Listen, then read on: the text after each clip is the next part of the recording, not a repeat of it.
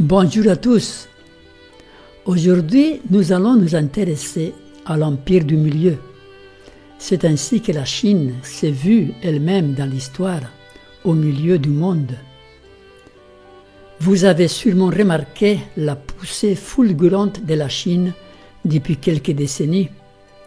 Elle est en train de devenir la première puissance économique et militaire du monde, avec de très grandes ambitions en vue. Créer un nouvel ordre économique mondial avec ses partenaires, elle est en train de s'accaparer des richesses du monde entier. Elle sillonne les mers avec sa puissante flotte de pêche et épuise les ressources marines à son profit. Elle achète des infrastructures stratégiques importantes un peu partout dans le monde, des aéroports, des ports maritimes. Elle installe ses bases militaires dans des points stratégiques du globe. Elle a créé des îlots artificiels dans la mer de Chine et ensuite elle les revendique comme lui appartenant pour ensuite construire des bases militaires. Elle est devenue l'usine du monde, s'accaparant d'une grande partie du commerce mondial. Elle installe des centres d'influence dans les grandes métropoles du monde. Ils sont appelés les centres Confucius, pour faire connaître un peu partout sa philosophie et, en même temps, épier les pays riches, les infiltrer. Elle est en train de développer les nouvelles routes de la soie qui relient la Chine au monde entier pour pouvoir écouler ses marchandises. Elle veut s'approprier de l'île de Taïwan par la force. Elle a comme objectif de devenir la première puissance mondiale en 2049, année qui marquera le centenaire de la révolution communiste de Mao. Ceci pour n'énumérer que quelques points. Nous pouvons voir les ambitions impérialistes de la Chine. Récemment, au mois d'août 2025, nous avons vu à la télé le défilé militaire de Pékin, l'étalage de toute sa puissance militaire, avec un message clair adressé à l'Occident. Nous sommes puissants et nous sommes prêts à nous battre. Les Taïwanais tremblent. Devant tous ces faits, certains étudiants de la Bible se demandent si la Chine, en tant que puissance politico-militaire, a une place dans la prophétie. Puisque le dragon rouge est le symbole de la Chine, certaines personnes se posent la question de savoir si le dragon dont il nous est parlé dans le livre de l'Apocalypse représente la puissance chinoise. Nous allons faire une étude prophétique basée sur la Bible pour tenter d'y répondre.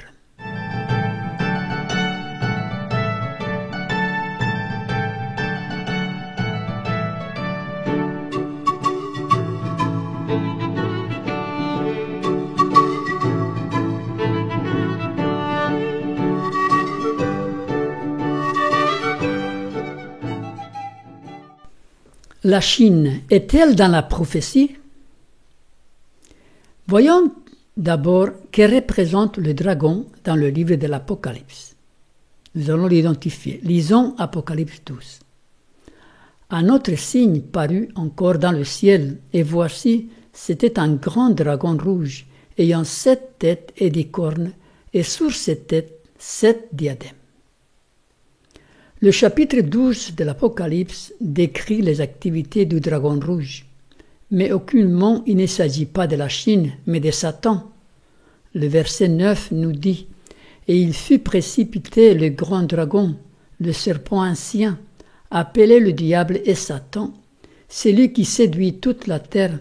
Il fut précipité sous la terre, et ses anges furent précipités avec lui. » La Bible est claire là-dessus. Le dragon rouge, c'est Satan. Ce dragon rouge, avec ses 7 têtes, résume l'histoire du grand conflit entre Michael, qui est le Christ, et Satan.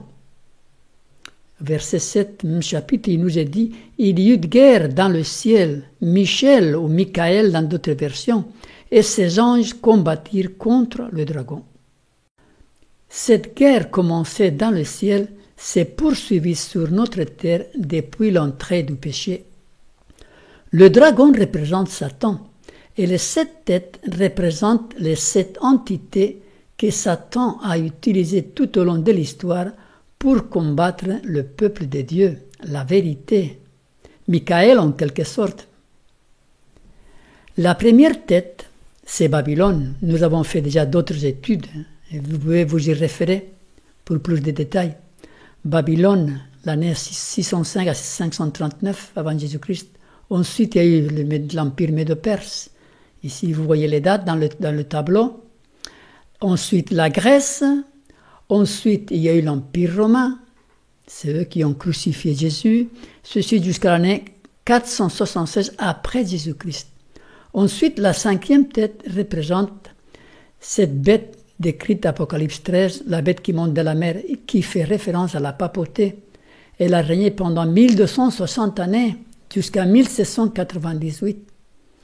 La 6e tête, c'est la tête suivante, c'est celle qui l'a détrônée. C'est la Révolution française.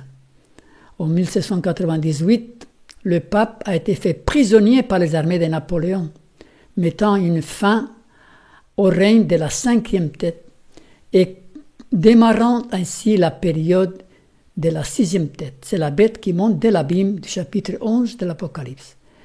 Et la 7e tête, c'est la bête à 2 cornes qui monte de la terre du chapitre 13, c'est les États-Unis. La 7e tête rentrera dans le scénario prophétique lors de l'installation de la marque de la bête, et ceci jusqu'à la fin. Car le dragon persécute et c'est là que l'Église va de nouveau être persécutée. Vous pouvez constater que la Chine n'apparaît pas dans cette liste. Il faut dire et redire que la Bible s'intéresse uniquement au conflit entre Michael et Satan, la vérité et l'erreur. Elle ne décrit pas l'histoire séculière du monde, les conflits, les guerres de conquête, les révolutions de peuples, etc. Dans l'histoire et la prophétie, la parole de Dieu dépeint le conflit long et ininterrompu entre la vérité et l'erreur. Voilà, le récit inspiré nous raconte les grandes lignes du conflit entre la vérité et l'erreur uniquement. Le livre de Daniel nous fait voir les 5 premières têtes de ce dragon, de cette bête. Leur histoire est en rapport direct avec le peuple de Dieu. Après la conquête et l'établissement du peuple hébreu dans la terre de Canaan, plusieurs royaumes envahirent le territoire d'Israël. Nebuchadnezzar, roi de Babylone, assiégea et détruisit le temple de Jérusalem l'an 605 avant Jésus-Christ. Il prit les Israélites en captivité pendant 70 ans. Donc ceci est la première tête du dragon. C'est là que le conflit a commencé. Ensuite, les Mèdes et les Perses conquirent à leur tour le royaume de Babylone et tous ses territoires. Ils permirent plus tard au peuple de Dieu de retourner à Jérusalem pour sa reconstruction. C'est la 2e tête de la bête. Les Grecs conquirent le royaume médo-perse. Alexandre le Grand livra une bataille contre Darius III et ce dernier fut tué. Les Grecs, avec leur culture, eurent une très grande influence sur Israël et sur sa religion. Le Sanhédrin naquit sous cette influence, ainsi que les diplômes pour pouvoir enseigner les Écritures. Ceci prépara la voie pour le rejet du Messie, car celui-ci n'était pas diplômé dans les écoles rabbiniques, et donc il n'était pas reconnu. La Bible fut traduite en grec. L'intellectualisme et la philosophie grecque influencèrent la foi juive. Le savoir avant tout. L'inspiration divine fut écartée et remplacée par les théories humaines. L'intellectualisme remplaça la spiritualité. Nous le voyons bien dans les propos de Jésus vis-à-vis des pharisiens. Il disait à ses disciples, « Gardez-vous du levain des pharisiens et des sadducéens. » Alors ils comprirent que ce n'était pas du levain du pain qu'il avait dit de se garder, mais de l'enseignement des pharisiens et des sadducéens. Malheur à vous, scribes et pharisiens, hypocrites, parce que vous fermez aux hommes le royaume des cieux. Vous n'y entrez pas vous-même et vous ne laissez pas entrer ceux qui veulent entrer. Les maîtres religieux étaient choisis par leur diplôme et non pas par leur caractère ou leur piété personnelle. Tout ceci a été fomenté par l'influence grecque. Ceci représente la période de la troisième tête. Ensuite, l'Empire romain rentra dans l'histoire. La nation juive était sous sa domination. Ce fut sous l'influence romaine que Jésus fut crucifié. Les Romains persécutèrent ensuite les chrétiens dans divers endroits de l'Empire. Paul fut décapité par les Romains. Pierre fut crucifié. Jean exilé dans l'île de Patmos. Ce fut la période de la quatrième tête. Nous pouvons constater le conflit continuel entre la vérité et l'erreur, très clairement. Ensuite, après la chute de l'Empire romain, la papauté vint s'asseoir sur le trône de l'empereur à Rome. Et là, de nouveau, les persécutions à l'encontre des fidèles serviteurs de Jésus recommencèrent. Les Vaudois, les Cathares, les Albigeois, les Huguenots, les Hussites, les Luthériens, les Anabaptistes, tous expérimentèrent la colère du dragon rouge. Cette période correspond à la cinquième tête. Le livre de l'Apocalypse reprend l'histoire inspirée et ajoute deux autres pouvoirs qui allaient continuer ce grand conflit entre Christ et le dragon et Satan. Et ceci correspond à la sixième et la septième tête du dragon. La sixième tête, nous la trouvons dans le chapitre 11 de l'Apocalypse sous le nom de la bête qui monte de l'abîme. Et vous pouvez visualiser d'autres études faites à ces propos, comme celle intitulée « La bête qui monte de l'abîme » ou « Pourquoi la France est si athée » ou encore « On ne se moque pas de Dieu » pour plus de détails sur cette bête, sur cette entité. Cette entité s'est acharnée contre Dieu, contre la Bible, de manière éhontée. La France est la seule nation du monde qui ait officiellement osé lever la main contre l'auteur de l'univers. Il y a eu et il y a encore bon nombre de blasphémateurs et d'incrédules en Angleterre, en Allemagne, en Espagne et ailleurs, mais la France occupe une place à part dans les annales de l'humanité, étant le seul État qui, par une décision de son assemblée législative, ait déclaré l'inexistence de Dieu et dont la vaste majorité de sa population, tant dans la capitale qu'en province, ait accueilli cette nouvelle par des danses et des chants de joie.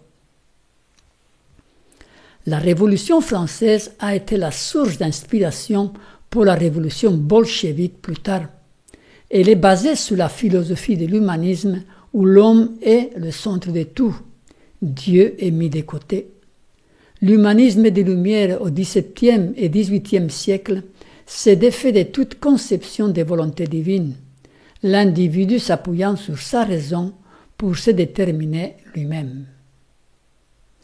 Doctrine, attitude philosophique, mouvement de pensée qui prend l'homme pour fin et valeur suprême, qui vise à l'épanouissement de la personne humaine et au respect de sa dignité. Donc vous voyez, l'humanisme, il s'est défait de toute conception de volonté divine. L'homme fait ce qu'il pense. Il est son propre Dieu. L'humanisme est à la base des institutions occidentales qui dirigent le monde actuel, l'ONU, l'Union européenne. Les lois divines ont été remplacées par la Charte des droits de l'homme. De là que nous pouvons voir la législation du mariage homosexuel, l'avortement et d'autres pratiques opposées à la loi du décalogue. C'est là que nous en sommes aujourd'hui, dans la période qui correspond à la sixième tête du dragon rouge. Les activités de la septième tête sont décrites au chapitre 13 de l'Apocalypse. C'est la bête qui monte de la terre. La période de cette entité n'a pas encore commencé. Rappelez-vous que le dragon rouge fait la guerre à Michael, qui est Jésus. Et donc cette septième entité rentrera dans le scénario prophétique lors de l'instauration de la marque de la bête, car ce sera là que le peuple de Dieu, la loi divine, sera de nouveau attaquée. Puis je vis monter de la terre une autre bête qui avait deux cornes semblables à celles d'un agneau et qui parlait comme un dragon. Ce verset nous dit que cette entité va parler comme un dragon, c'est-à-dire elle va persécuter l'Église, comme le dragon a fait tout au long de l'histoire. Comme vous pouvez constater, la Chine en tant que puissance politico-militaire n'apparaît pas dans la prophétie. Le régime chinois persécute les chrétiens, comme le font la plupart des pays musulmans, la Corée du Nord et l'Inde, mais à l'échelle mondiale, ces faits ne sont pas significatifs. La Bible ne révèle pas tout. Elle révèle uniquement le conflit entre la vérité et l'erreur. La Chine actuellement se montre très agressive. Elle cherche à s'accaparer des richesses du monde. Elle risque de provoquer un affrontement direct avec la première puissance, les États-Unis, dans le cas de Taïwan et plus récemment dans le cas du Venezuela. Cependant, même si un conflit majeur ou une troisième guerre mondiale pourrait naître entre ces deux puissances, la Bible n'en parle pas.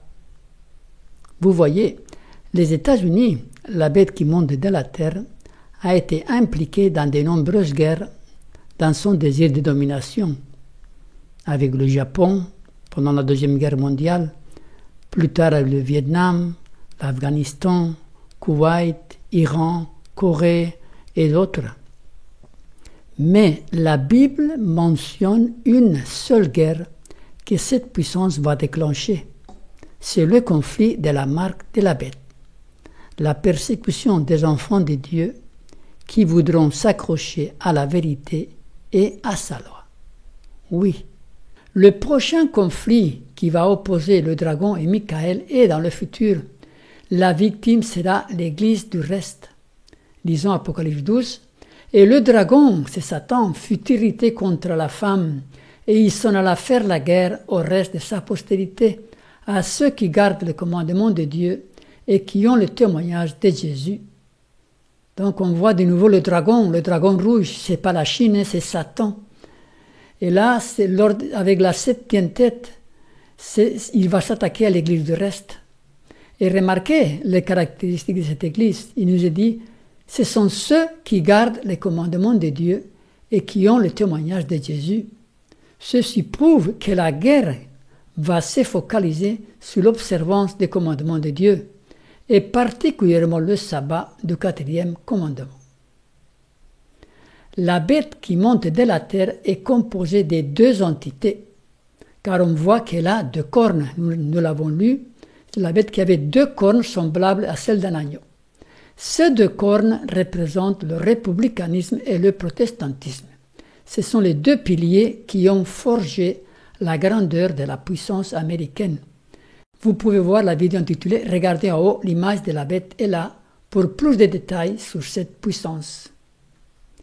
Le protestantisme est appelé le faux prophète dans le livre de l'Apocalypse, et c'est lui qui va forger l'image de la bête. Depuis quelques années déjà, il cherche à s'unir à l'État pour imposer des lois religieuses. Nous avons exploré ceci dans la vidéo que nous avons citée.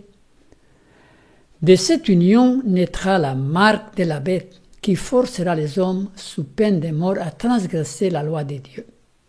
Et c'est ainsi que la papauté apparaîtra sous la scène politique pour persécuter l'Église du reste. C'est ainsi que l'on retrouve dans le chapitre 17 de l'Apocalypse une femme assise sous le dragon écarlate, sous le dragon à 7 têtes. Le dragon, dans sa dernière phase avec la septième tête, représente les États-Unis, et la femme prostituée assise dessus représente la papauté. Ils vont régner ensemble, tous les deux. Il nous est dit, et la bête qui était, c'était la papauté, et qui n'est plus maintenant, et elle-même en 8e roi, et elle est du nombre de 7, elle va à la perdition. Voyons, elle était, entre 1538 et 1798, c'était les 1260 années de domination papale ou de suprématie papale. Ensuite, elle n'est plus depuis qu'elle a reçu la blessure mortelle en 1798 jusqu'à aujourd'hui. Et elle sera de nouveau, elle viendra comme un 8e roi. Et il nous dit, elle est du nombre de 7. Bien sûr, elle est du nombre de 7 parce qu'elle était la 5e. Elle fait partie déjà de la liste. Et ceci commencera lors de l'instauration de la marque de la bête. La bête qui était pendant la 5e période réapparaîtra comme le 8e roi, c'est un aspect politique, et comme la prostituée assise sur le dragon, c'est l'aspect religieux. Effectivement, la papauté est une entité politico-religieuse. Et c'est ainsi que l'histoire future est révélée dans la prophétie. Les détails seront dévoilés au fur et à mesure que nous avançons dans le temps. Nous ne pouvons pas tout comprendre maintenant. La marque de la bête est exactement telle qu'elle a été annoncée qu'elle serait. Nous n'avons pas encore tout compris à cet égard et tout ne sera pas compris tant que le livre n'aura pas été entièrement déroulé. En conclusion, contre toutes les apparences, la Chine n'a aucune place spécifique dans la prophétie biblique. Nous devons regarder vers l'ouest, vers l'Amérique. C'est là que le conflit entre Michael et Satan va reprendre de nouveau. L'Église du reste sera la victime de ce dernier conflit. Et le conflit tournera autour de la loi de Dieu. Tout être humain devra choisir entre obéir au commandement de Dieu ou se soumettre aux commandements humains. Cher ami, qui dirige votre vie? Jésus disait, si vous ne trouvez pas bon de servir l'Éternel, choisissez aujourd'hui qui vous voulez servir, ou les dieux qui servaient vos pères au-delà du fleuve, ou les dieux des Amoréens dans le pays desquels vous habitez. Moi et ma maison, nous servirons l'Éternel. Remarquez le choix que Jésus proposa à ces gens. Les dieux de vos pères, les dieux du pays ou l'Éternel. Les dieux de vos pères, ce sont les dieux de la tradition qui se transmettent de génération en génération. Ce sont des rites, des cérémonies, des superstitions vidées de sens. Les dieux du pays, ce sont les choses que les gens du pays aiment. Ils adorent le sport, la gloutonnerie, le sexe, la musique, les divertissements. Et tout ceci rendu accessible comme jamais auparavant grâce à l'Internet. Et l'Éternel, quant à lui, est le Dieu créateur des cieux et de la terre. C'est un Dieu personnel, intime, avec qui on entretient une relation quotidienne et en qui on a confiance. Un Dieu qu'on adore, qu'on respecte et qu'on obéit par amour. Et c'est le choix que chaque être humain doit et devra faire chaque jour et surtout lors du dernier conflit qui approche. Que le Seigneur nous donne le courage de le choisir lui seul en toutes circonstances. Amen.